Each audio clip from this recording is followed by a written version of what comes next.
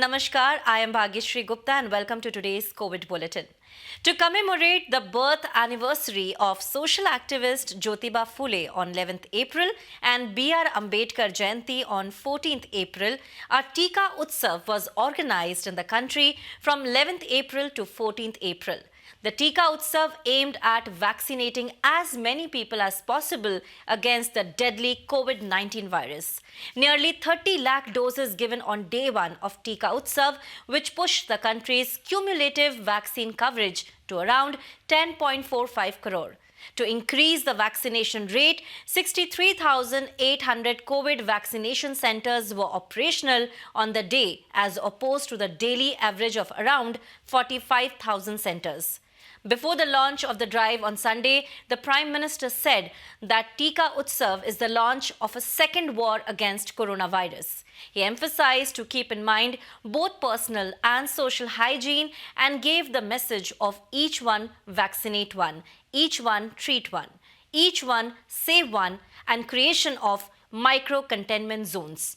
If you are eligible and have not got vaccinated yet, hurry up and get vaccinated to help stop the spread of coronavirus. Adding to the basket of vaccines that can be used in India, the Drug Controller General of India has given emergency use authorization to Russia's Sputnik V vaccine. Sputnik V will be the third vaccine that can be used in India after Serum Institute Covishield and Bharat Biotech's Covaxin.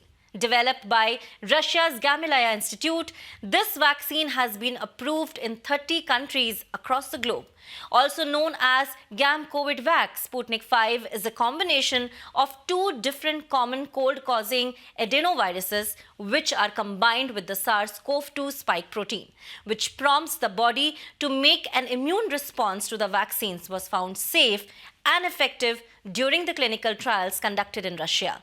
In India, Dr. Reddy's Laboratories, together with the Russian Direct Investment Fund or RDIF, is conducting the second and third phase clinical trials.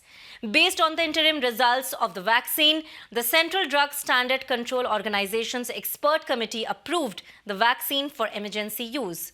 A statement issued by RDIF said that it aims to produce more than 85 crore doses of Sputnik V vaccine in India every year, and for this, it has also tied up with several pharma companies in India. Initially, India will import this vaccine, but soon, Dr. Reddy's laboratory will start manufacturing it.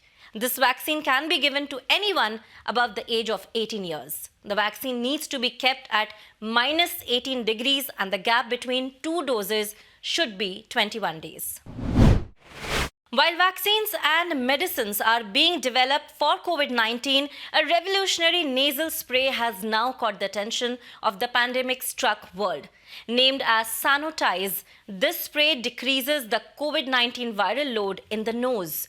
This nitric oxide-based nasal disinfectant spray has been developed by Canadian pharmaceutical company Sanotize Research and Development.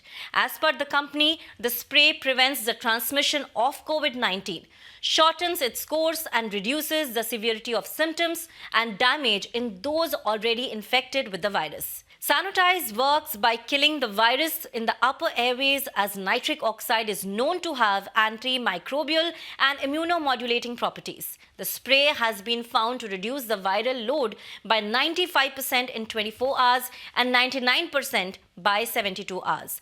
Importantly, the spray has been found to be effective on all the virus variants. The spray can be self-administered and is portable, making it easier to be in use for masses. This scientifically tested miraculous spray gives hope that now we can effectively fight against the virus.